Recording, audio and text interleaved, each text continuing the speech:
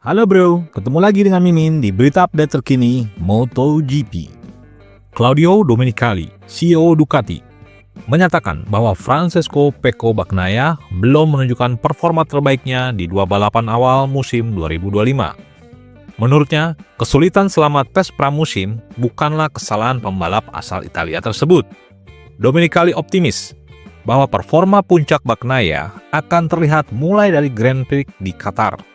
Meski ia juga mengetahui bahwa Circuit of the Americas masih menjadi wilayah kekuasaan Marc Marquez. Analisis menunjukkan bahwa Bagnaia membutuhkan waktu lebih lama untuk beradaptasi dengan motor baru dibandingkan rival-rivalnya. Beberapa faktor teknis yang mempengaruhi adaptasi Bagnaia adalah sebagai berikut. 1. Preferensi Bagnaia terhadap fork depan pendek yang berbeda dengan setelan Marquez. Yang kedua, kemungkinan penggunaan kembali chassis GP24 dengan mesin versi 24,9. Dan yang ketiga, proses adaptasi yang lebih lama terhadap karakteristik GP25 yang masih dalam pengembangan. Sirkuit Austin diprediksi akan kembali menjadi panggung dominasi Marquez, dengan catatan 7 kemenangan sebelumnya di trek ini. Namun, tekanan untuk mempertahankan reputasi ini justru bisa menjadi bumerang bagi mantan pembalap Repsol Honda tersebut. Apalagi beberapa pembalap seperti Jorge Martin dan Enea Bastianini memiliki potensi untuk menciptakan kejutan di Circuit of the America. Musim 2025 bagi tim KTM di MotoGP bisa dibilang tentang bertahan hidup.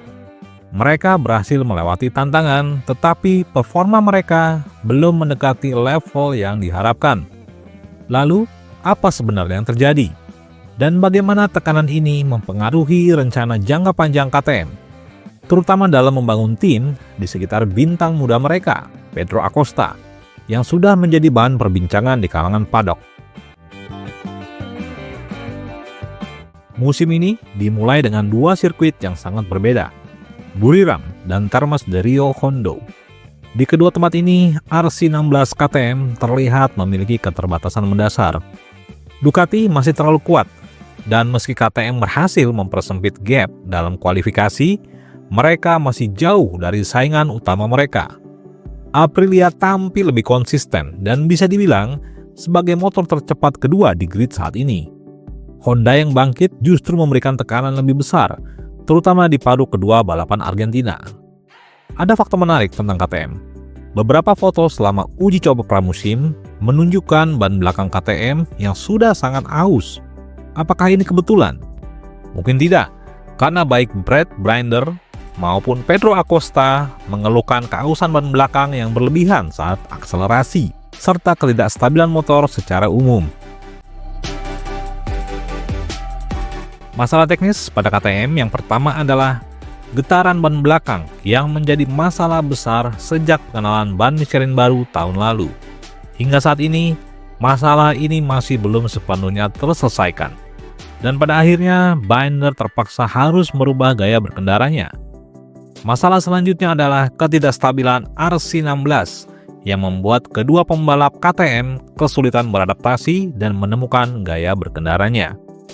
Namun, penting untuk diingat bahwa Buriram dan Termas adalah sirkuit yang unik. KTM pernah menang sprint di Argentina pada tahun 2023 dan memiliki performa kuat di Thailand pada tahun 2024. Saya berharap mereka cepat untuk menyesuaikan diri dengan motornya. Paul Espargaro, test rider KTM, memberikan sudut pandang menarik. Sangat sulit di awal musim untuk benar-benar memahami di mana posisi motor kita, terutama di sirkuit seperti Argentina yang jarang dikunjungi. Kami tidak bisa bekerja dengan aspal dan ban seperti di Eropa, tapi saya percaya paket yang kami miliki jauh lebih baik daripada yang terlihat sekarang. Kami hanya perlu sedikit sabar. Dia juga menegaskan bahwa performa buruk di dua balapan pertama bukanlah indikator sebenarnya dari potensi KTM. KTM masih dalam masa pemulihan setelah krisis finansial besar tahun lalu. Namun, bos motorsport KTM, Pete Bader, serta manajer Tech3 bersikeras bahwa masalah keuangan tidak mempengaruhi perkembangan tim. Sebagai pengamat, saya cenderung percaya bahwa ini lebih berkaitan dengan karakteristik KTM yang memang sering lamban di awal musim. Mereka cenderung bereksperimen dengan banyak perubahan sebelum akhirnya menemukan setelan yang tepat. Pedro Acosta adalah aset terbesar KTM. Namun, awal musim yang sulit bisa menguji kesabarannya. Beberapa laporan menghubungkannya dengan kemungkinan pindah ke tim VR46 Ducati, meski kontraknya masih berlaku hingga akhir 2026. Menurut saya, Acosta masih sangat muda dan ambisius. Jika KTM tidak bisa memberinya motor yang kompetitif dalam waktu dekat, bukan tidak mungkin dia akan mencari opsi lain. Honda bisa menjadi tujuan menarik. Mereka sedang dalam fase perbaikan dan memiliki sejarah sukses dengan pembalap Spanyol seperti Marc Marquez.